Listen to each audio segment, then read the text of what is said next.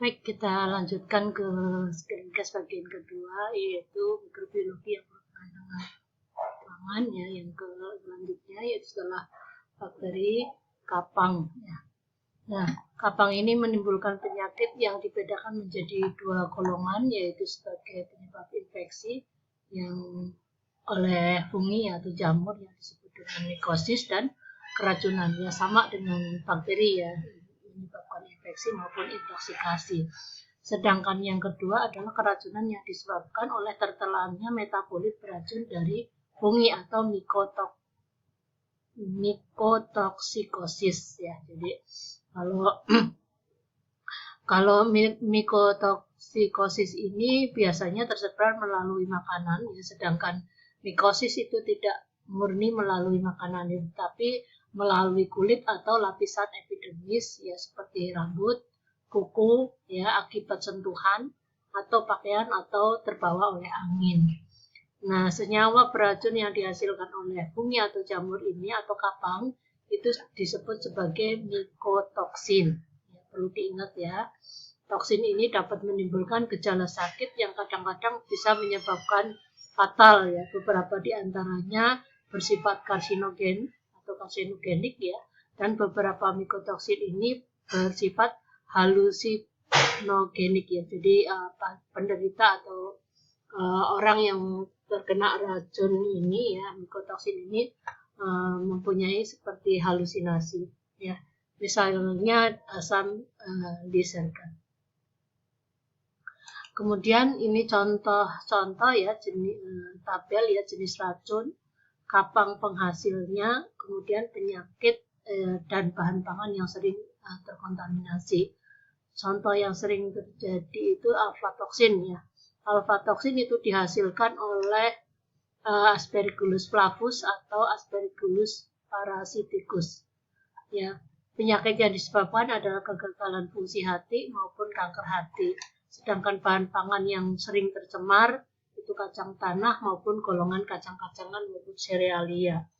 Kemudian ada di sini asam penisilat ya. Ini kapang penghasilnya adalah jenis penicillium ya. Kemudian penyakit yang disebabkan itu dapat menyebabkan pembentukan tumor ya, biasanya pada jagung ya, maupun kacang-kacangan. Kemudian ada ergotoksin ya, ini claviceps ya, purpurea, ini kerusakan hati, ini pada serealia.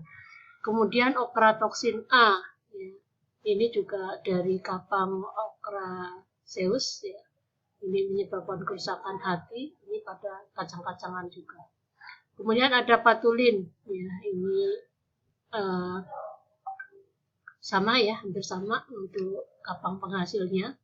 Ininya juga dapat menyebabkan salah satunya lagi adalah kanker hati, biasanya pada apel maupun produk-produk apel ya. Dan seterusnya nanti kalian baca sendiri ya. Kita coba membahas salah satu ya, beberapa dari tabel di atas. Yang pertama adalah Aspergillus flavus. Nah, jamur ini merupakan ya, dapat hidup ya pada temperatur yang lebih tinggi ya, tetapi mampu beradaptasi pada kadar AW atau kadar air ya yang lebih rendah. Jadi kalau kadar airnya walaupun sedikit ya pada bahan makanan tersebut, Aspergillus flavus ini masih mampu ya untuk berkembang biak ya. Mampu berkembang lebih cepat bila dibandingkan dengan Penicillium.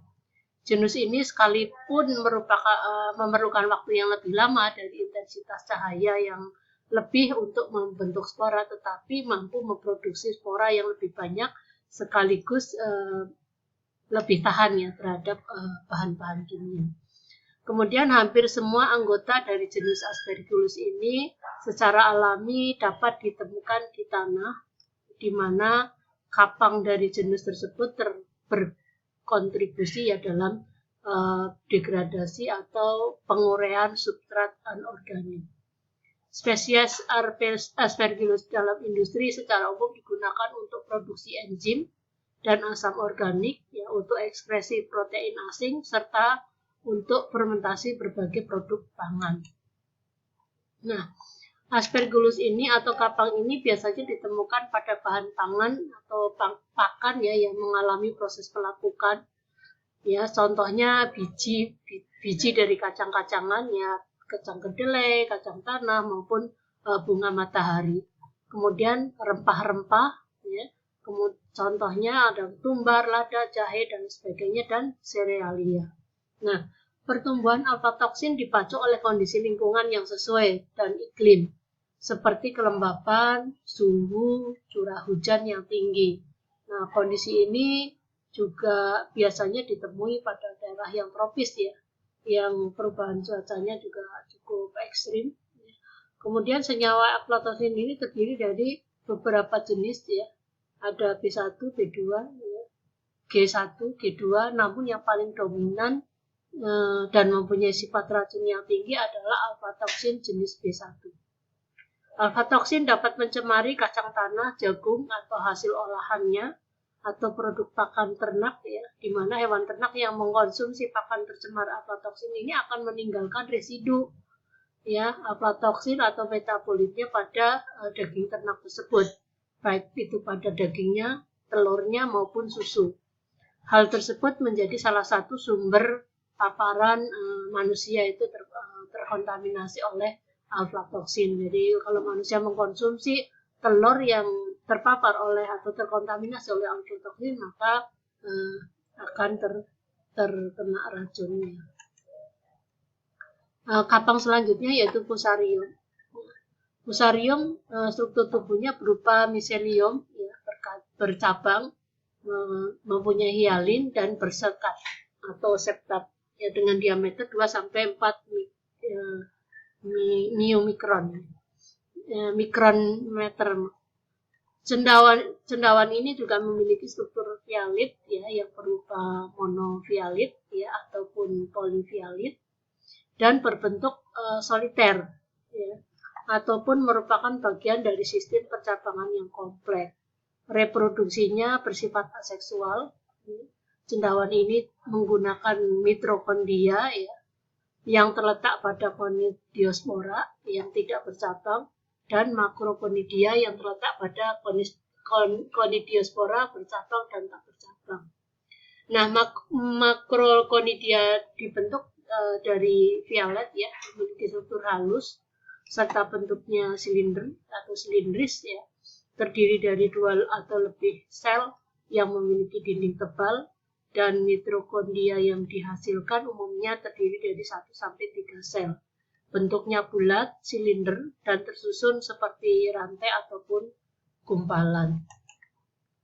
Nah, Fusarium sambucinum ini mengalami busuk ya pada umbi kentang, di mana gejalanya permukaan kentang menjadi keriput ataupun cekung, ya, dan biasanya berwarna coklat serta membusuk.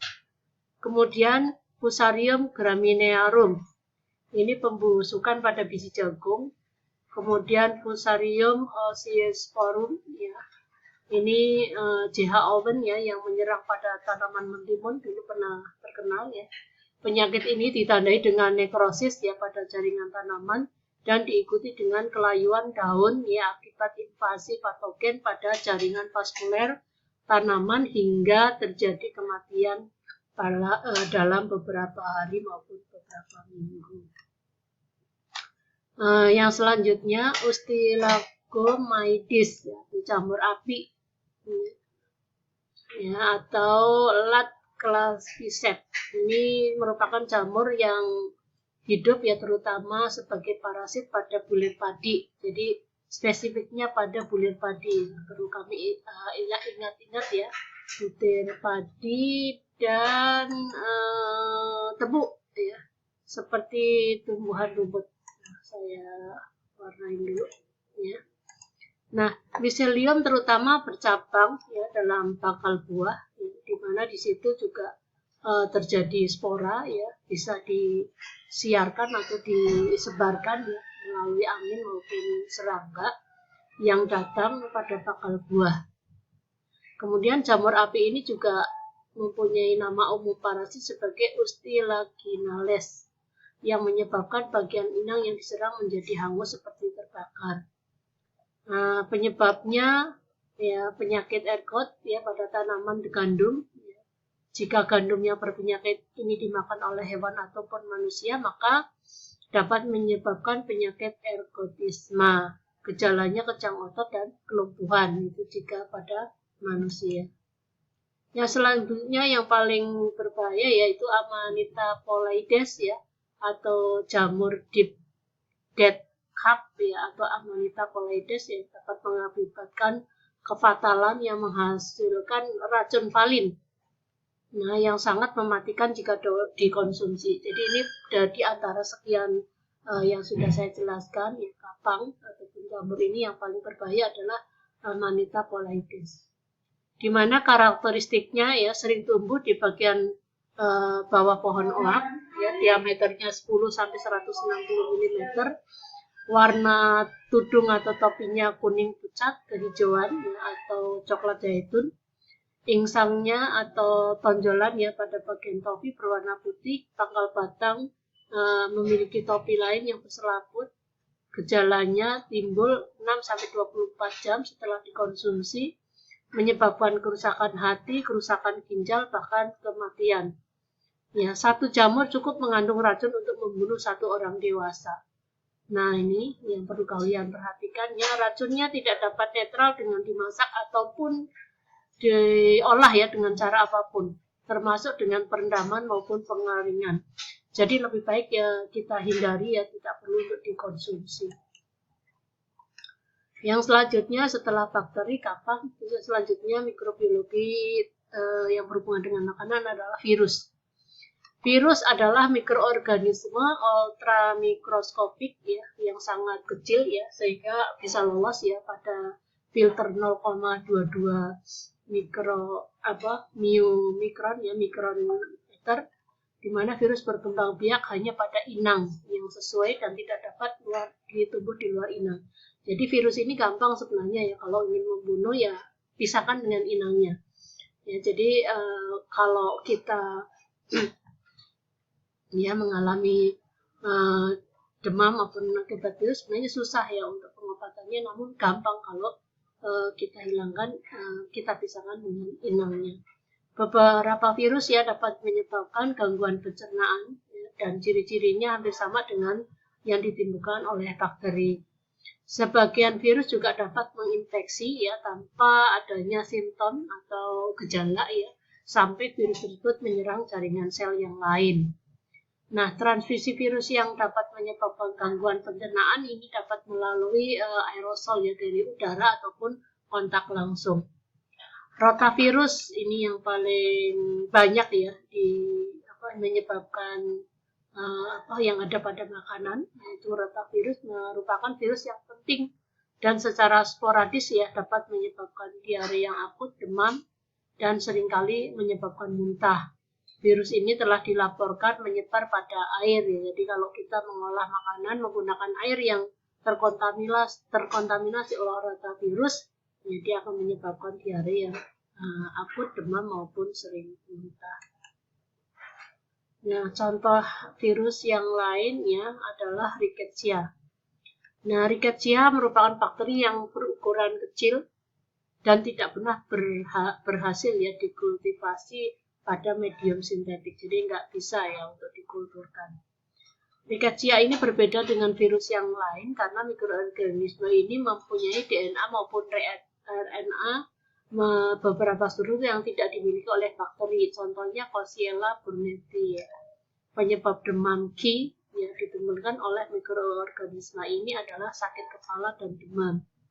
Penularannya bisa melalui susu dari sapi yang terinfeksi, relatif tahan panas, membentuk spora, sehingga kemungkinan bisa terdapat pada susu yang dengan pasteurisasi. Ya. Kemudian prion. Prion ini penyebab degeneratif ya pada sistem saraf pusat dan pada hewan dan manusia.